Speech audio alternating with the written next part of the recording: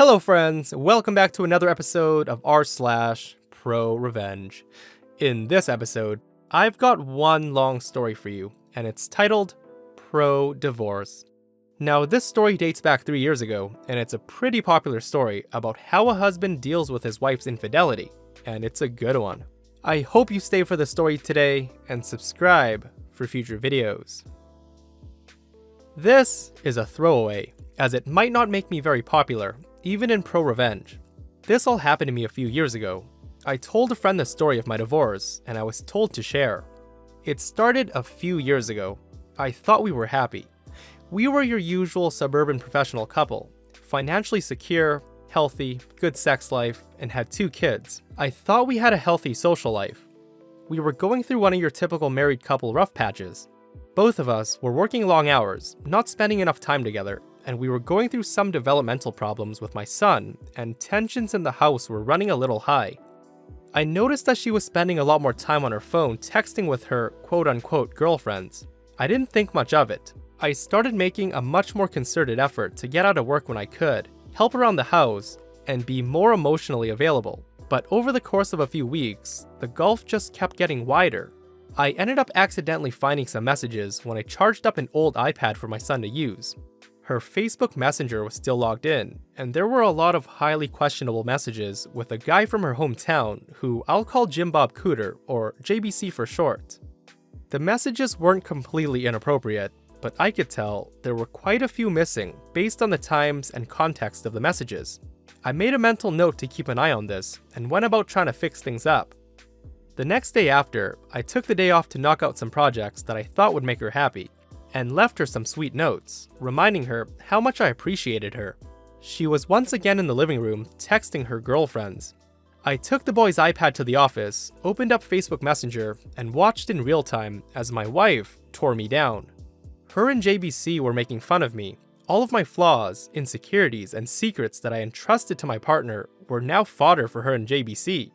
Not only that, but while there wasn't outright sexting, there was some undertone to the whole conversation, especially when she was bashing my performance in the sack. I managed to take some screenshots, but missed a good bit of the messages because as the conversation was unfolding, she was deleting them. I wasn't emotionally capable of confronting her. I stayed in the office until she was asleep and had a couple of drinks. I took off the next day and spent some time soul-searching, drinking, and trying to figure out what to do. The wife came home and wanted to know what was wrong, and I just copped out and told her I had a bad day. A couple minutes later, I was watching the iPad as the train wreck kept unfolding. So began a couple of solid weeks of taking screenshots, drinking, and detaching myself from her. I knew there was no going back from this. The messages were now overtly explicit, with my wife completely into it, and JBC was sprinkling in "I love yous." I consulted a lawyer and got my options, and started moving forward. Here's where everything got absolutely surreal. Watching the messages, I found out that JBC was coming to town to spend a weekend of quality time with my wife in a pretty nice hotel. I was missing a good bit of the info. They must have had a phone conversation about it at some point, but I was able to infer enough to get the when and where. Sure as shit, the next day, the wife is buttering me up and wanting to take a spa weekend with the girls to relax. And when she gets back, we can really focus on the marriage.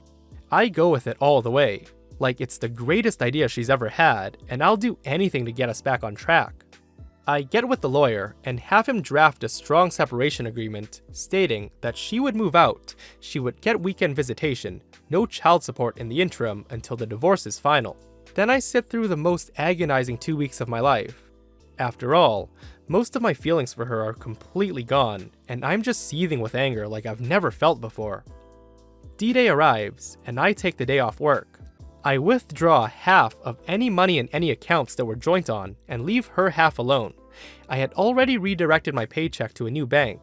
I close our money market account and get a cashier's check for her half, and deposit my half in a new account.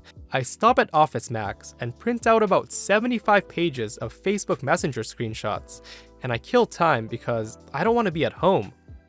She texts me that she's taking off and that she loves me. I tell her to have fun and that I love her back, not giving her any inkling of what I know. I show up at the hotel about 8:30 and call the wife's phone from the lobby, It goes straight to voicemail. They're probably already at it. Whatever. I walk up to the front desk and ask if I can use the phone and have it be connected to JBC's room.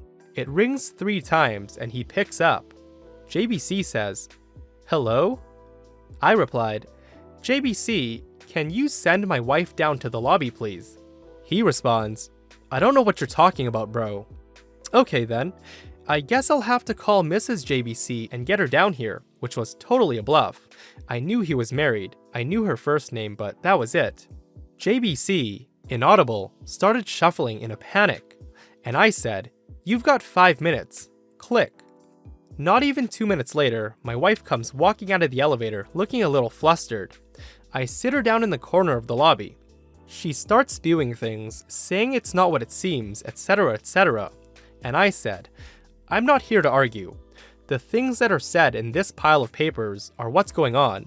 The only way I'm not giving a copy of this to our daughter, your parents, and emailing it to everyone we know is if you move out immediately."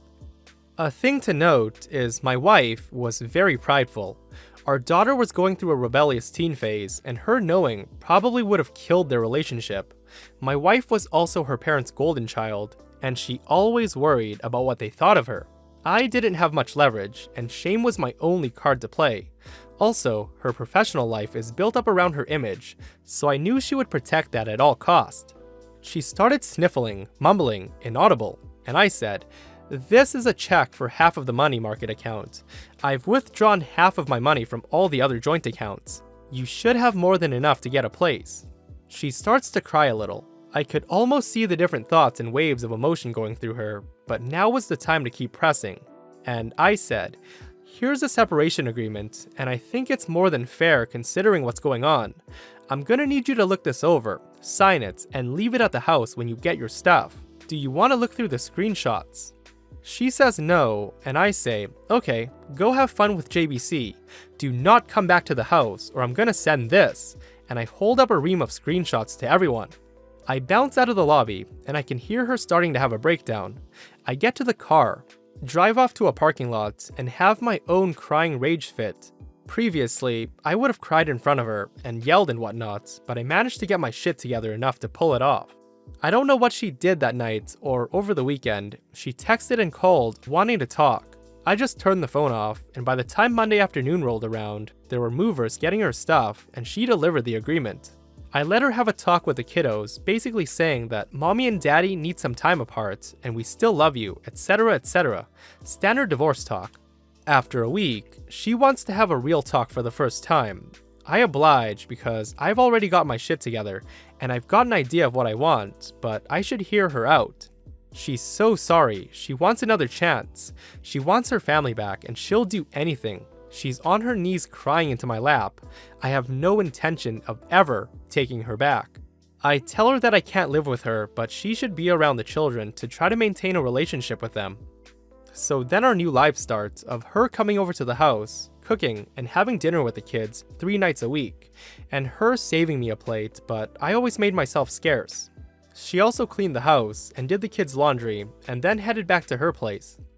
We went to counseling. It consisted of her working through her issues with a therapist, trying to figure out why she did it, her begging for forgiveness, and me playing the victim. I was never gonna give her another chance. All I wanted to do was kill time, establish myself as the primary caregiver to the kids, and establish her as not having any residency in the house. After a few months, I go to my own therapist and get diagnosed with depression and PTSD. After 6 months of therapy, I told her that I couldn't forgive her right now and that I wanted an amicable divorce, but she's still the love of my life, and maybe someday we could give it another try. She was devastated, but agreed to the divorce if I promised to try again someday. Once the divorce was filed, I needed the kids to want to stay with me. I left a Google search for how to survive your wife's infidelity up on the PC at home, and I left some printed out infidelity articles not so hidden in the kitchen. My daughter found them and came to me crying.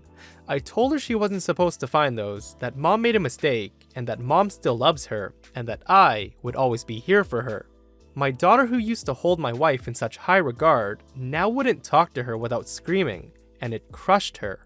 Not surprisingly, when the court needed statements from the kids a few months later, Her little brother followed big sister's lead, and they both wanted to stay with dad in the house they grew up in. When the divorce was finalized, I got the house. I got primary custody of the kids. I got awarded generous child support due to the differences in our incomes due to me working part-time. Now, for the last 2 years, I've gotten to live in the house with my kids, work part-time, get the now ex to subsidize it for me, and when she takes the kids over the weekends, I get to have my fun with Tinderellas and some friends with benefits that I've cultivated. In the eyes of my kids, I'm the patron saint of fatherhood for taking the high road and always being there.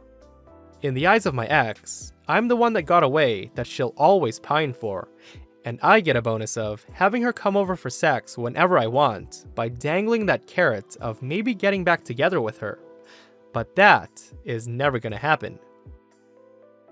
Now this is true ProRevenge, and it's one of the best I've read in a while.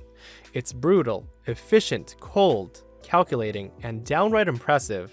A ProRevenge professional. I hope you guys enjoyed this story today.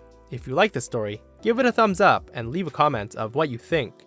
If you aren't subscribed and this is your first time listening to a story on my channel, please hit that subscribe button and turn on notifications because I release videos almost every day. And by almost, I mean pretty much every day.